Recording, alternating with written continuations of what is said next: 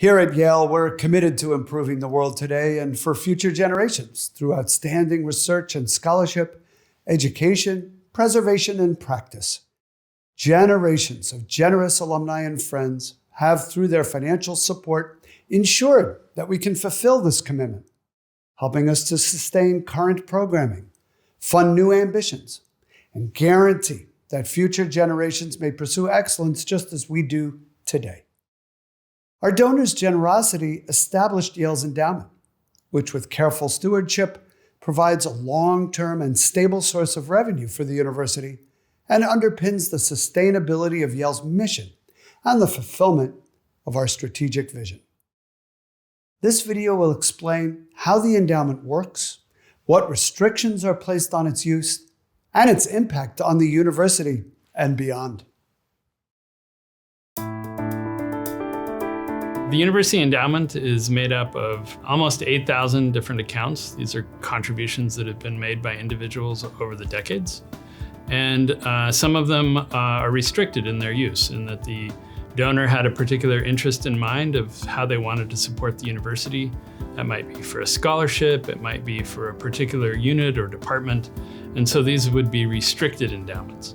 And about 75% of the total university endowment is under these restricted accounts. So we have an obligation as a university to utilize the funds in a way consistent with how the donor made their contribution, and we do that we do that very carefully, which means that although the endowment is quite large, it is also quite restricted as we utilize those funds for various parts of the university operation. Endowment income contributes a third of the revenue that comprises the annual operating budget, making it the university's largest revenue source. Over the course of a decade, the university spends half of the value of the endowment. So an endowment is really very different than a savings account. If you think about a family's savings account, families save usually to make a big expenditure. So they might be saving to buy a house or a car or pay for their children's education. Or they might be saving for an emergency, kind of an emergency fund. But ultimately, those savings are meant to be spent at some point, and that's not the case with an endowment. An endowment is invested and the earnings on the endowment can be spent, but the endowment itself can't be. James Tobin developed the idea of intergenerational equity.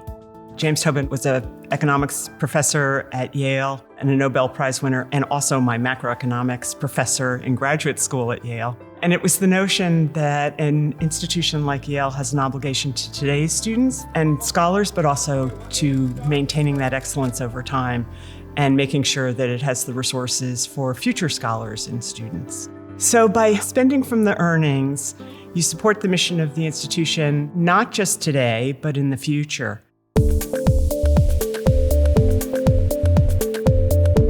Management of the endowment is a team effort. Obviously, the broader administration and the Yale Corporation are involved in overseeing it. But the day-to-day management of the endowment is run by the Yale Investments Office, which I'm fortunate enough to lead. That group of people, which is largely made up of Yale alumni, was drawn here for a number of reasons. I think the collegial culture, the sort of ethically scrupulous decision-making that I think we've been known for a long time. And then finally, just the ability to give back to the mission of the institution that, again, so many of us benefited from ourselves as students, brought together this group of people who run the endowment for the benefit of the community. Our strategy is actually fairly simple. It's to take a long-term approach. That's one of the core advantages we have in the market as a multi-hundred-year-old institution that expects to be around for a while still, relative to other players who might be looking at quarter-to-quarter, results in the financial markets. We can take a longer-term approach and partner with some of the best investors in the world. Over a 30-year period, Yale's investment strategy has added over $30 billion in value, relative to a passive strategy that would allocate 60% of its holdings to stocks and 40% to bonds. Each year, Yale aims to spend 5.25% of the endowment's value, the amount projected to be sustainable given reasonable long-term growth expectations in the endowment's investment returns. Because long-term higher education inflation averages about 4% a year, the endowment needs to grow by approximately 9.25% each year, net of gifts and transfers, in order to maintain its real value while also providing operating funds to the university. The endowment spending policy balances two goals. And those goals are kind of in conflict with one another. On the one hand, we want steady funding for the programs and operations that the faculty, staff, and students depend on. And on the other hand, eventually, the spending that we have has to reflect the resources we have, that is, the value of the endowment. The endowment spending rule balances those two goals by smoothing fluctuations in the value of the endowment and slowing the incorporation of those changes in the value of the endowment into the budget. The way the smoothing works is that every year the spending from the endowment is calculated, and we have a target spending rate of 5.25% of the endowment's value. The smoothing equation calculates 20% of each year's endowment spending by applying the target spending rate, 5.25%, to the endowment's fiscal year-end market value from 2 fiscal years prior. The other 80% comes from the previous year's spending. The smoothing rule means that the 40.2% return in 2021 isn't reflected as a 40.2% increase in spending the next year. Instead, it's averaged into the budget over time, beginning with the fiscal year 2023 budget. That year, the endowment will provide $1.7 billion to the annual budget, an increase of about $170 million, or about 10% over the previous year. It would also work the other way. Say the endowment were to experience a negative 25% return one year, which is what happened in fiscal year 2009. The effect of that return wouldn't be felt in the endowment spending for 2 years, allowing the budgeting process to make gradual adjustments rather than more severe disruptions to the university's core mission.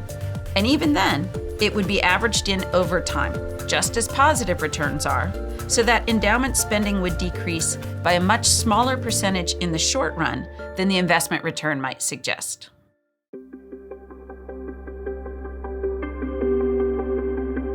The endowment supports every aspect of the university, everything from scholarships that are provided to students so they can study here, to the salaries that support the faculty and staff that work here. You see that in the form of new buildings that have been constructed, such as the Humanities Quadrangle that recently opened. But it's not just buildings, it's also the academic side of things. What happens in our offices, what happens in our libraries, what happens in our laboratories. So the idea of being able to build a quantum computer is something that is supported by the endowment.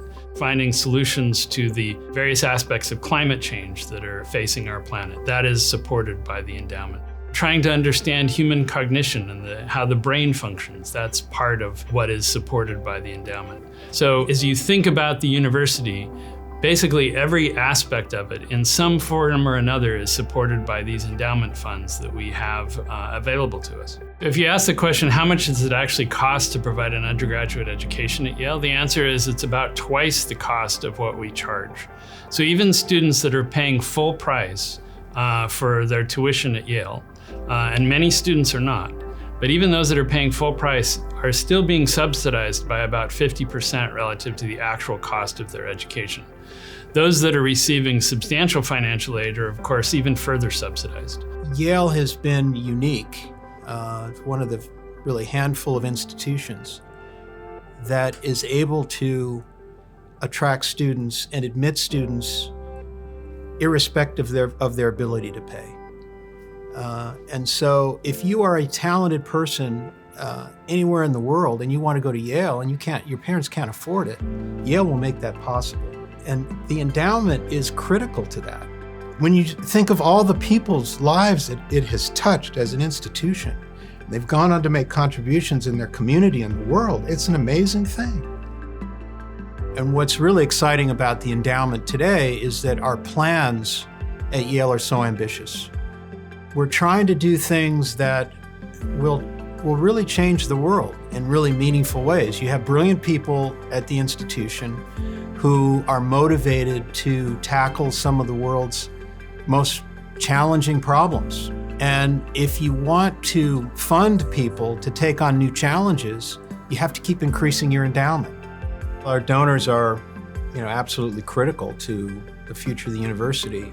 They want to fund efforts that will solve the great mysteries of life and that will, really move the needle in terms of profoundly changing the world.